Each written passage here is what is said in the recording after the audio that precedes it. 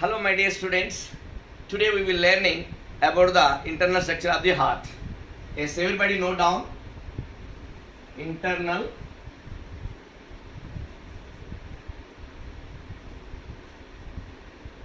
structure of the human heart. If you are physically observing clearly heart, this is a pear shape and anterior portion broad and posterior is narrow in shape. That means upward broad base and downwards apex part is downwards. Broad base upwards, apex part is downwards. If you are clearly looking physically the pear shape of the heart, upside one vertically groove looking clearly and one horizontally groove looking. So these two deep grooves divide the heart into four chambers. Okay, are you understand? The vertically groove divide the heart left and right house, and what horizontally groove divide the heart upper chambers and lower chambers. These upper chambers are called atriums. Left atrium and right atrium. Left atrium, right atrium. And the down lower chambers, this is left ventricle and right ventricle. Right ventricle. Yes, one question we are raising: how the heart divided into the four chambers? That vertical groove is called septum. So this septum is divide the heart left and right, and the horizontally groove, this is also septum, divide the heart upper chambers and lower chambers. By these two septum divide the heart into four chambers. So upper chambers are called auricles, that means atriums, and lower chambers are called ventricles. If you are observing the left atrium and ventricles, the left chambers are smaller than the right chambers. The left both chambers are smaller than the right atrium and ventricles, just bigger than this left atrium and ventricle. Okay, let us, we are explaining briefly internal structure of the heart. Okay, then all of you clearly you have to observe me. We will learning about internal structure of the heart, how to draw. Neatly you follow me. Yes, everybody observing clearly. This is a imagination, the A4 size answer sheet, and you are observing. Divide the three parts, and between two parts you have to draw the figure, and remaining part leave it for the operators. Okay, you remember this. This is labeling the part. So examiner thinking about the drawing neatness and labeling the parts only. So this, if you follow, you will get 100% marks. In the biological science, the drawing is very important to understand the experiments and structures and whatever the subject. Yes, let us how to draw, we will see that. First of all, basically the heart up to here we need to draw, and this is a broad base portion and this is a downwards portion. So you start like this. First of all, you will take the HB and 2B pencils, and one is sharpened very clearly, and you draw very thin line. I have duster, but you have eraser. So first of all, when you start the thin line, it is easy to erase if any mistake. Otherwise, you zigzag so many times striking, the paper is not looking clearly. The paper presentation is not good. Okay. Yes. All of you draw like this, and one more here.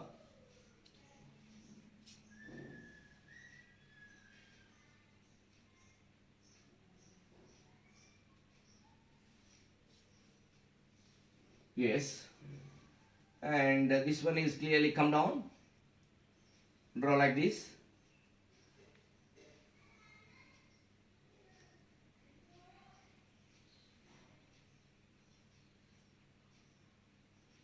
If you are dissection inside, you can remove by this. Just to open it, the blood vessel like this, showing it is clearly understanding.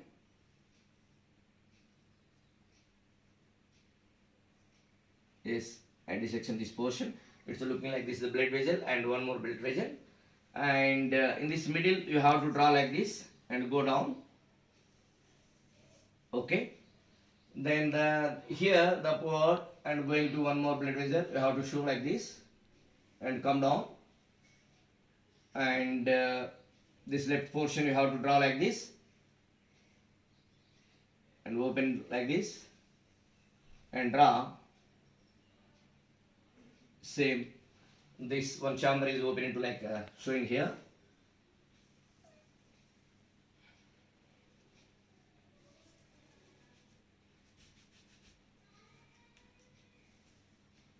Okay, then here you draw like this and come down. Yes, again you attach like this and you arrange like four like structures form, and here you mention like this. Okay, then this is almost all complete. Then after you see from here,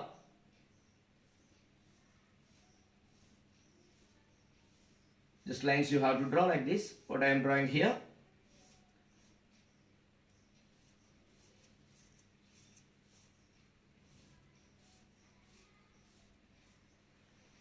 Yes, my dear students, so this is a completely internal section of the heart. In this labeling, you have to write the title of the figure. Yes, internal structure of the heart. Yes, my dear students, this is a septate which is divide the heart left and right, and and this is also one septate. What is the septate? Septate is a plural word for the septum. Yes. So the heart divided into the four chambers, already we are explained. So between two chambers, the upper chambers all are called atriums, already we said. So these both atriums divided by the one septum, that is known as interauriculoseptum. What is that? Interauriculoseptum.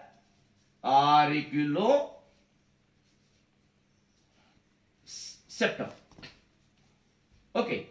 Then downside also another septum, this is up to down septate plural, and interauricular septum and interventricular septum. Interventricular septum. Interauriculoseptum divide the heart, that left atrium and right atrium. Interventricular septum divide the heart, the left ventricle and right ventricle. Okay, you have to write now. This is a left atrium and this is a right atrium and this is a left ventricle and this is a right ventricle. Okay, my dear students, which bring deoxygenated blood from upper parts of the body such as head and neck. That total blood vessels are called superior vena cava.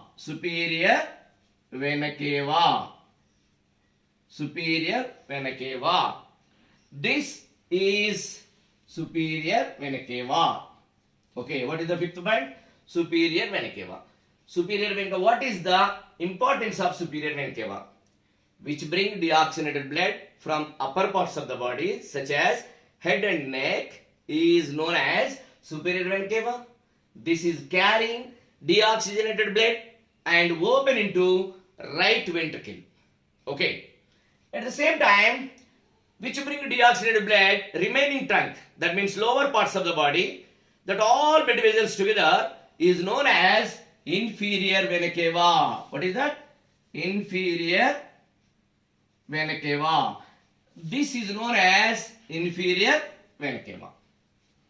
This superior vena cava and inferior vena cava bring deoxygenated blood from all parts of the body.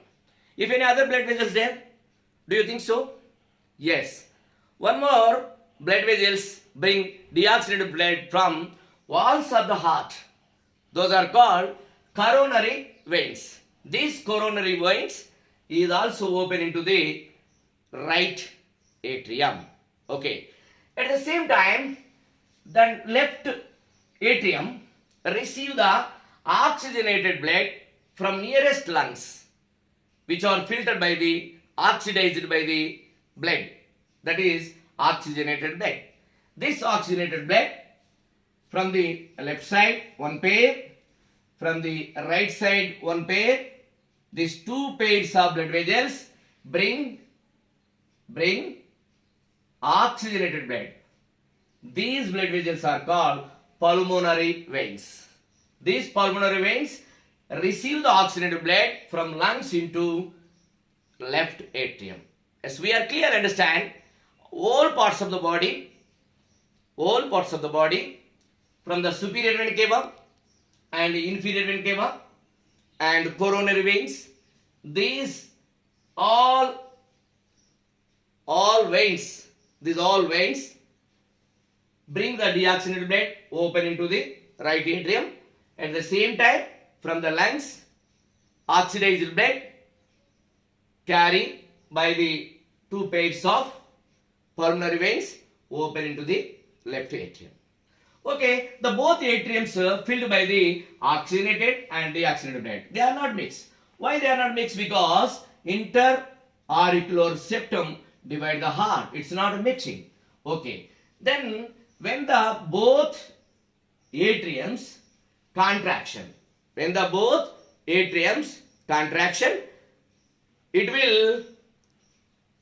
will just push down into the ventricles. Yes, this both atriums contraction, the blood flow into the ventricles. You will observe clearly the right atrium open through the aperture between right atrium into the right ventricle. This is known as right auriculoventricular septum. This right auriculoventricular septum contains aperture. This consists tricuspid valves, 3 half moon shaped semilunar valves. Okay, this portion is known as tricuspid valve, and here left atrium into left ventricle, the blood flow through this left auriculoventricular septum contains aperture. Here is valves are there. These are bicuspid valves. That means mitral valves. Okay. So the blood flow from these both atriums into the both ventricles. The right atrium open into the right ventricle through the tricuspid valve, and left atrium open into the left ventricle by this bicuspid mitral valves. Okay, the both atriums contraction, the blood flow into the both ventricles.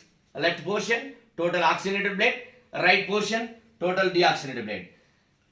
When it is completed the contraction of the both atriums, the both ventricles are contraction. If you observe clear, you know the arrow mark showing the blood is flow like this, the direction of blood, and when the both ventricles are contraction, the blood flow, I am showing arrow mark like this, the blood flow into the blood vessels. One time we'll see the left ventricle, when the contraction, the blood flow into big blood vessel. This is known as pulmonary aorta. What is that? Pulmonary aorta. This pulmonary aorta raise from right ventricle. It contains three half-moon shaped walls. These are called pulmonary walls. What are those? Yes, these are called pulmonary walls. This 10th number you remember? Pulmonary walls. At the same time, the left atrium contraction, the blood flow as show arrow mark enter into the big blood vessel. This is known as aorta. What aorta? Systemic aorta. This is called systemic aorta. This systemic aorta arises from left ventricle. When the left ventricle, that means right ventricle along with left ventricle contraction, the blood flow into this blood vessel through these aortic walls. What is this? Aortic walls. This 12th number part, aortic walls. So when the left ventricle contraction, the blood pass through aortic walls through this systemic aorta and supply into the head and left and right parts and the remaining trunk downside. You understand? Remaining trunk downside. This is a structure, internal structure, and we are clearly understanding about the internal structure of the heart. Once again we revise. You will see that both atriums, both ventricles. Both atriums, both ventricles. Interauricular septum, interventricular septum. Right auriculoventricular septum, left auriculoventricular septum. Right auriculoventricular septum is called, yes, which valves contains here? Here is tricuspid valves. Left auriculoventricular septum contains bicuspid valves. And the left ventricle, when contraction, the blood flow through the systemic aorta. It is consists three pairs walls. These are called aortic walls, and these are erased from the left ventricle. At the same time, the right ventricle, when contraction, blood flow into the pulmonary aorta, and it is start from the three half-moon shaped walls only. These are called pulmonary walls. So totally we can understand. You see, the blood receive the left atrium and right atrium. Right atrium from the upper parts and lower parts, superior and inferior ventricle. At the same time, coronary veins, and these are received into the atrium, and here is the nearest lungs from the two pairs of pulmonary veins receive the oxygenated blood. And here variation, these veins are superior vena cava and inferior vena cava. This total caval veins. These caval veins bring the deoxygenated blood, but pulmonary veins carry the oxygenated blood. This is small different. Okay, and the left portion of the atrium and ventricle smaller than right portion of the atrium and ventricle. Okay, and if you come down to the lower chambers, and the left atrium and the right atrium, when it is contraction, the blood flow into the right ventricle is enter into the pulmonary aorta. This pulmonary aorta, left lung going to the left lung and right lung for the oxidation for the blood, because it carries the deoxygenated blood. And when the right ventricle contraction, the blood flow into the blood vessel, which is known as systemic aorta, and this is supplied to the all parts of the body. Okay, yes. Now clearly we are explained about the internal structure of the heart. We will give some tasks about the internal structure of the heart. Okay, mainly you have to draw with labeling. Internal structure of the heart. Okay, and write briefly about the internal structure of the heart. These two tasks you note down and you practice it. Okay, thank you very much. This is Venkateshwarlu. Bye.